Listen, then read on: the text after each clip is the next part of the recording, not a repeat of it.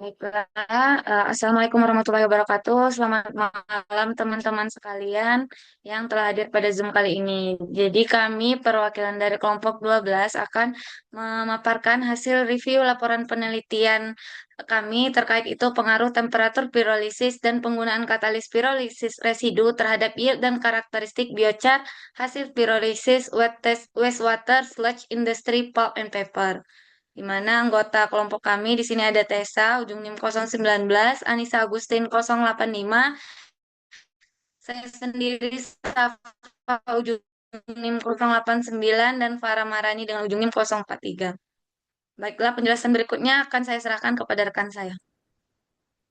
Baik, untuk abstraknya sendiri, the study discusses the utilization of pulp and paper sludge waste into the biochar through pyrolysis process at temperatures of 300 to 600 Celsius degrees without catalyst addition. The results show that increasing temperature reduces the biochar yield but increase the liquid fraction produced. In addition, the physical properties of biochar, such as bulk density, tap density, CCI, and HR, also decrease, indicating better flowability. Overall, this study demonstrates that biochar derived from pulp and paper sludge has strong potential as a soil amendment while also providing an environmentally friendly and sustainable waste management solution. Dengan kata kunci untuk mencari ini yaitu pulp and paper sludge, biochar pyrolysis temperature, catalyst, soil amendment, sustainable waste management. Next.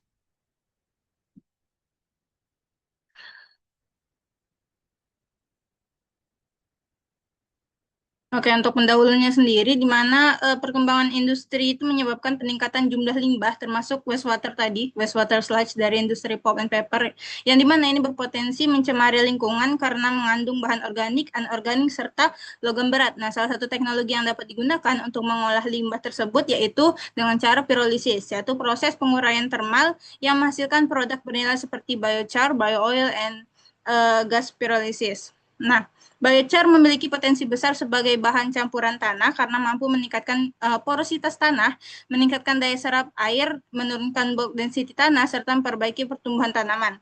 Oleh karena itu, penelitian ini dilakukan untuk mempelajari pengaruh temperatur pirolisis dari suhu 300 sampai 600 derajat Celcius dan penggunaan katalis pirolisis residunya 20% terhadap yield dan karakteristik biochar yang dihasilkan.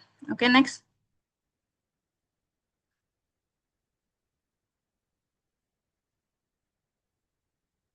Untuk rumusan masalah dari penelitian ini, yang pertama, bagaimana pengaruh temperatur pirolisis dan penggunaan katalis pirolisis residu terhadap yield biochar dan bio-oil yang dihasilkan pada proses pirolisis.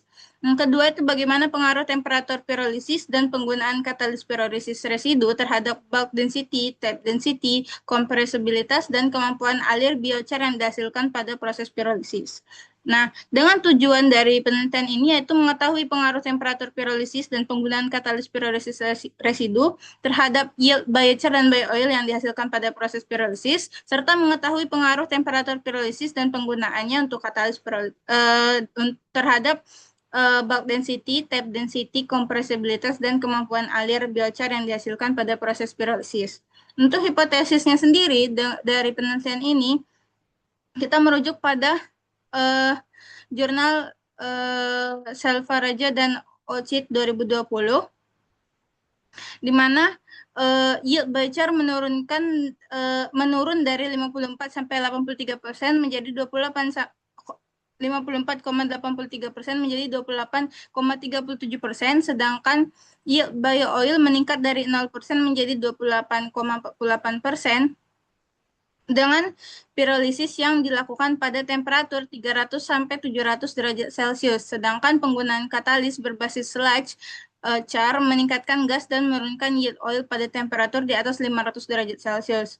Untuk yang kedua, hipotesisnya itu dari HDDKK 2022, semakin meningkatnya temperatur pirolisis, semakin turun nilai bulk density dan tap density-nya. Di mana manfaat untuk penelitian ini bagi mahasiswa dapat mengimplementasikan cara memproduksi dan kondisi operasi pirolisis yang diperlukan dalam membuat biochar dari limbah sludge.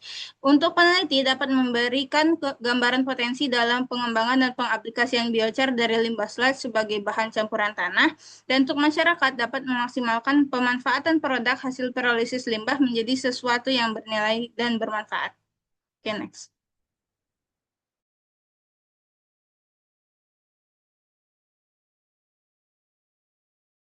Nah, selanjutnya tinjauan pustaka, di mana pada 2.1 pirolisis itu yang dapat kita kenal bahwa proses dekomposisi dari termokimia bahan organik pada suhu tinggi dalam kondisi bebas oksigen atau dengan keberadaan oksigen yang sangat terbatas. Nah, proses ini tuh menghasilkan tiga produk utama, yaitu biochar, bio-oil, dan gas pirolisis. Nah, berdasarkan parameter proses, pirolisis ini dibagi menjadi tiga lagi. Nah, di mana ada slow pirolisis yang memaksimalkan biochar, dengan fast pirolisisnya itu memaksimalkan bio-oil. Dan terakhirnya itu ada flash pyrolysis yang menghasilkan fraksi cair dalam jumlah besar pada laju pemanasan yang sangat tinggi. Nah, untuk 2.2 itu faktor yang mempengaruhi pirolisis. Nah, ada beberapa faktor yang mempengaruhi proses pirolisis, yaitu temperatur yang merupakan parameter yang paling penting lah dalam pirolisis ini, di mana suhu rendah itu di 300 sampai 400 derajat Celcius menghasilkan lebih banyak biochar karena dekomposisi organik belum berlangsung sepenuhnya. Pada suhu yang menengah itu 400 sampai 600 derajat Celcius, produksi bio-oilnya itu menjadi dominan, sedangkan pada suhu tinggi itu di 600 sampai 900 derajat Celcius produksi gas itu bakal meningkat karena si senyawa volatil ini yang tersisa bakal terurai lebih lanjut. Selain temperatur, faktor lain itu seperti tipe biomasa, waktu, ukuran partikel, heating rate, dan vapor residence time-nya itu turut akan mempengaruhi si distribusi dan kualitas produk yang dihasilkan. Nah, yang 2.3 itu biochar, di mana biochar itu kan material kaya karbon yang dihasilkan dari pemanasan biomasa dalam kondisi terbatas oksigen. Nah, di mana secara fisiknya biochar itu memiliki luas permukaan tinggi, struktur pori yang kompleks itu meliputi mikro, meso, dan meskopori, serta berwarna hitam pekat. Nah, di mana biochar ini kaya akan karbon tetap dengan kadar yang mencapai 50-90% tergantung suhu pirolisis, dengan mengandung mineral seperti kalsium dan magnesium serta memiliki pH yang cenderung basa, di mana karakteristik ini tuh akan menjadikan biochar dapat dimanfaatkan sebagai absorben, media penyerap logam berat maupun bahan campuran tanah. Di mana 2.4 itu biochar sebagai bahan campuran tanah, di mana dia tuh memiliki potensi itu sebagai campuran tanah karena si kemampuannya itu memiliki sifat fisik, kimia, dan biologinya itu si biochar itu memiliki sebagai bahan campuran tanah ya, yang dinilai ujinya itu uji ultimate-nya itu dengan melihat kandungan karbon, hidrogen, oksigen, dan nitrogen, di mana rasio Hc dan Oc-nya itu menjadi indikator, di mana biochar yang baik itu memiliki rasio Hc dan itu kurang dari 0,7 dan OC-nya itu kurang dari 0,4. Itu adalah standar dari pirolisisnya. Next. Nah, berikut adalah skema pirolisis dan pengaruh temperatur dapat dilihat pada slide. Next. Nah, 2.5 di mana karakteristik biochar, di mana karakteristiknya itu tuh meliputi densitas, kompresibilitas, dan kemampuan alir. Di mana density ini didefinisikan sebagai massa biochar dibandingkan volume total yang termasuk ruang pori antar partikel. Nah, di mana nilai bulk density biochar itu relatif rendah, yaitu di bawah 0,6 gram cm kubik, yang menjadikan mampu menurunkan kepadatan si tanahnya. Nah, di mana nilai yang terendah lebih didinginkan agar biochar itu mudah tercampur dengan tanah. CCl-nya itu menggambarkan perbedaan antara tempered density dan bulk density itu untuk menilai kemampuan si padatan. Nah, sementara Hauser rasionya itu merupakan perbandingan antara density dengan bulk density itu sebagai indikator kemampuan dari nilai CCl-nya. 2.6 pirolisis residu sebagai katalis, di mana biochar yang hasil pirolisis itu digunakan kembali sebagai katalis dan dibandingkan katalis dengan konvensional seperti zeolit dan logam oksida, di mana penggunaan katalis berbasis biochar ini mampu menurunkan energi aktivasinya, mempercepat reaksi, dan katalis berbasis pirolisis residu ini bakal bekerja optimal dengan suhu itu 450 sampai 600 derajat Celcius, karena pada rentang itulah katalis itu berkembang dengan baik sehingga luas permukaannya itu bakal meningkat dan aktivitas katalitiknya itu lebih optimal. Di mana selanjutnya ada sludge, di mana sludge ini itu endapan yang dihasilkan dari proses pengolahan air limbah yang terdiri dari campuran padatan organik dan anorganik pada industri pulp and paper. Di mana sludge ini itu mengandung selulosa, lignin, hemiselulosa, dan kalsium karbonat serta logam-logam berat lainnya. Nah, dikategorikan tahap pengolahannya itu karakteristik dari kandungan organik ini tinggi, di mana sel itu akan dijadikan bahan baku yang potensial untuk pirolisis, di mana kandungan zat volatil itu dapat berperan pembentukan bio-oil dan syngas, sedangkan karbon tetapnya mempengaruhi kualitas biochar yang dihasilkan. Next.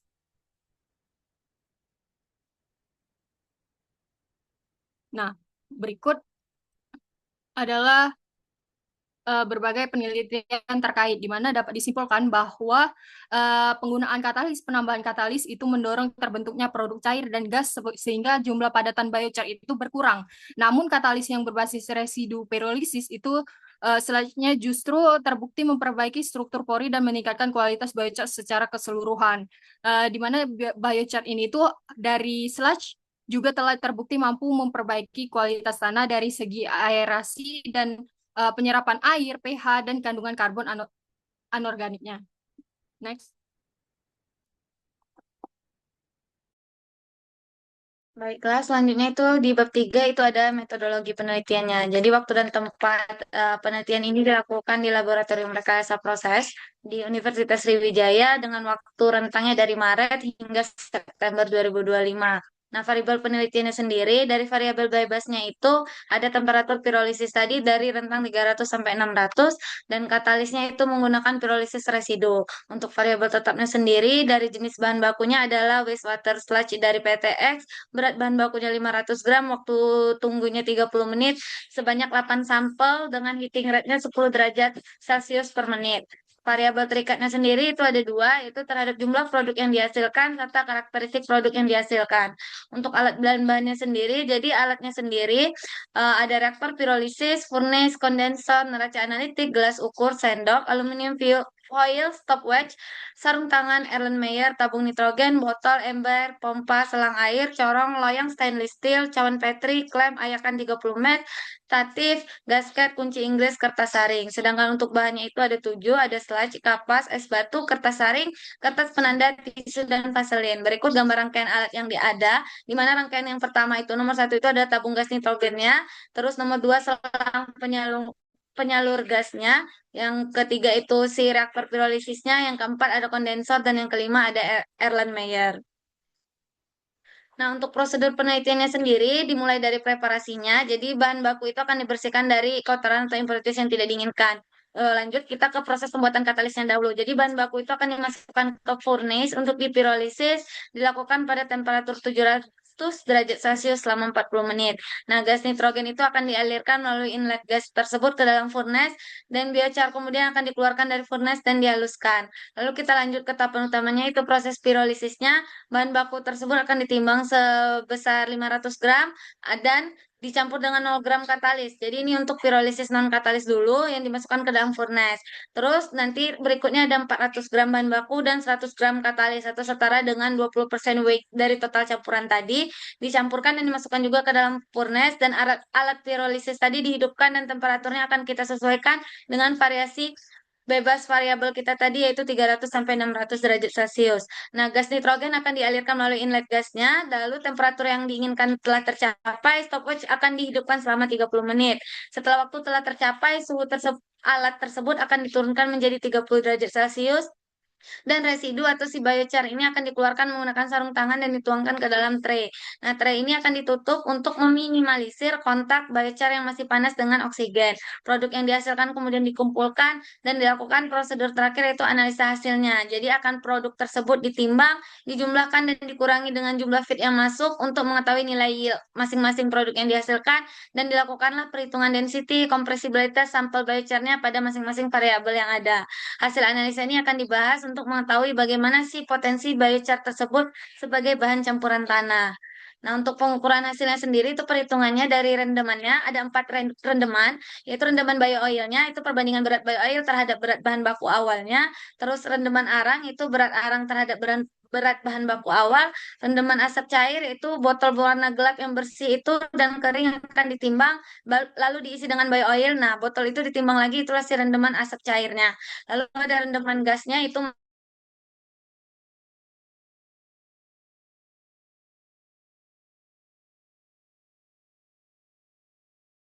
kualitasnya itu ada dua, ada Class Index atau CCI tadi dan Hausner rasionya. Nah, untuk diagram alir penelitiannya sendiri, ini sudah mencakup dari proses prosedur yang ada dari awal hingga sampai sampel biochar-nya dan bio-oil yang ada itu sudah dihasilkan dan akan dianalisis sesuai perhitungan analisa yang ada. Nah, untuk hasil penelitiannya sendiri, jadi matriks penelitian pada laporan ini telah diisi langsung sesuai data yang ada, di mana tabel yang pertama itu terhadap variabel terikat yield produk pirolizisnya dengan variabel bebas katalis dan temperaturnya akan menghasilkan variabel yield produk untuk biochar, bio-oil, dan asap cairnya. Sedangkan untuk tabel yang kedua itu terhadap biochar-nya itu di mana variabel bebas katalis dan temperatur yang ada untuk menghitung si bulk density, tap density, CCI, dan HR-nya sendiri. Untuk metode pengolahan datanya sendiri dilakukan melalui grafik dan tabulasi. Jadi grafik ini kumpulan data dari tabel itu akan disajikan dalam bentuk gambar garis kurva yang menghubungkan data antara variabel satu dan variabel lainnya yang akan dilihat pada pembahasan. Serta tabulasi itu penyajian data hasil percobaannya itu dalam bentuk tabel yang mana bisa dilihat sesuai hasil percobaan yang dilaksanakan sehingga dapat menjadi gambaran data hasil riset yang diperlihatkan dalam bentuk tabel. Baik, untuk hasil pembahasan pada penelitian ini, yang pertama itu ada di titik 4.1.1 terhadap pengaruh penggunaan katalis terhadap yield biochar. Penggunaan katalis pirolisis residu dengan 20% secara konsisten menurunkan yield si biochar dibanding tanpa katalis pada semua variasi temperatur. Dapat dilihat pada tabel temperatur 300 didapat tanpa katalis sebanyak 37,87 gram, dengan katalis didapat 29,73 gram. Dan dapat dilihat juga terhadap variasi temperatur 400, 500, dan juga 600. Yang mana di sini katalis mempercepat reaksi secondary cracking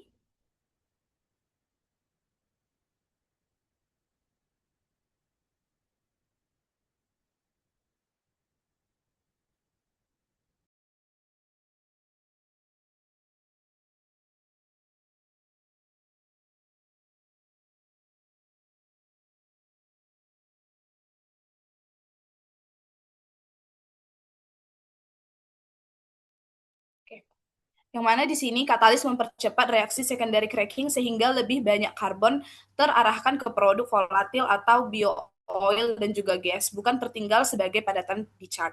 Yang kedua itu ada 4.1.2 di pengaruh temperatur pirolisis terhadap yield biochar. Jadi semakin tinggi temperatur, semakin rendah yield biochar yang didapat, berlaku pada kondisi dengan atau tanpa dengan katalis. Dilihat juga dari variasi temperatur 300, 400, 500, dan 600. Kemudian mekanisme dari hasil pengaruh temperatur pirolisis terhadap yield biochar ini adalah di mana temperatur tinggi mempercepat dekomposisi lignoselulosa dan volatilitas yang mana menyebabkan lebih banyak konversi padatan menjadi gas dan cair. Next slide.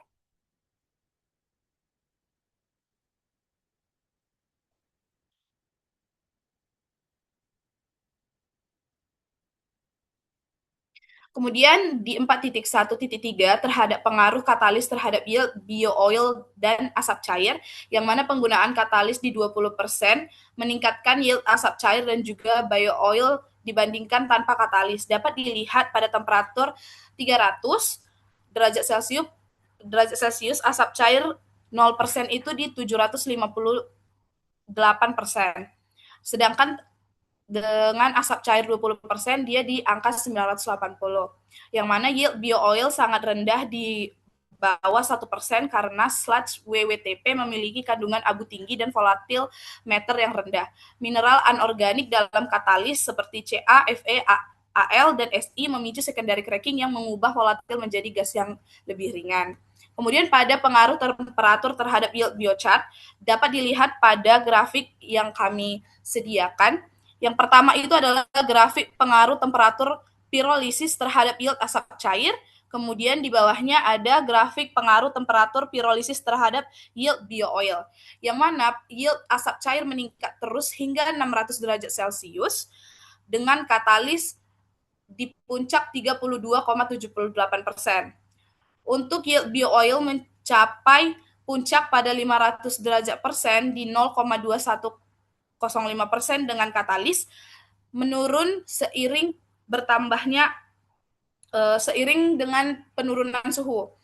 Pada 600 derajat Celcius, akibat overcracking menyebab akibatnya senyawa volatil terurai lebih lanjut menjadi gas non-kondensasi.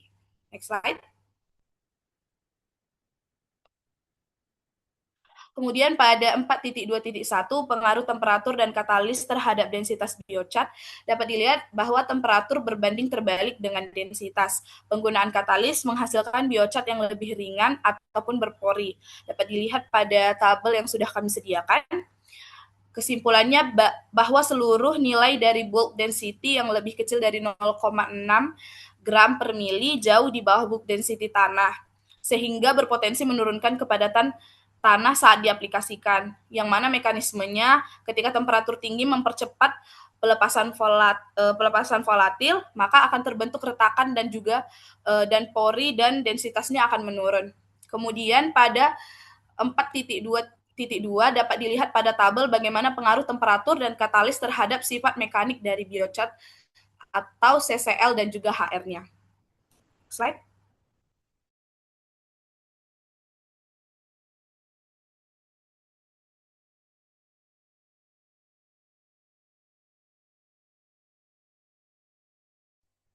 Baiklah, kita lanjut itu ke kesimpulan dan saran dari pembahasan yang ada, di mana kesimpulannya dapat kita simpulkan bahwa si peningkatan temperatur pirolisis ini menyebabkan biocharnya bakal menurun, sedangkan penggunaan katalis pirolisis residu yang 20% tadi mampu meningkatkan kualitas biochar dan bio-oil optimumnya itu pada 500 derajat Celcius, di mana dihasilkan sebesar 0,2105%.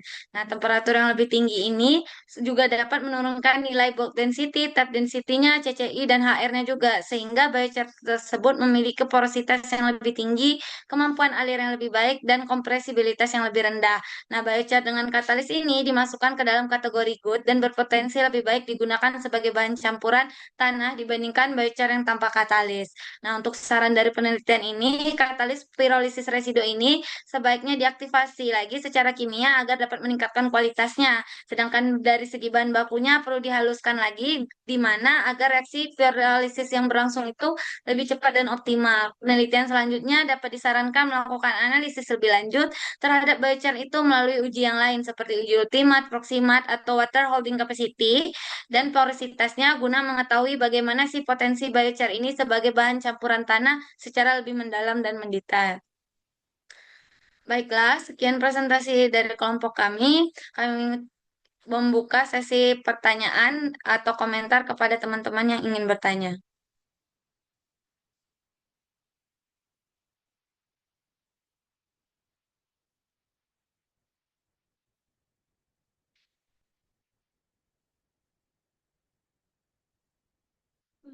Baiklah, kepada Nanda dipersilahkan.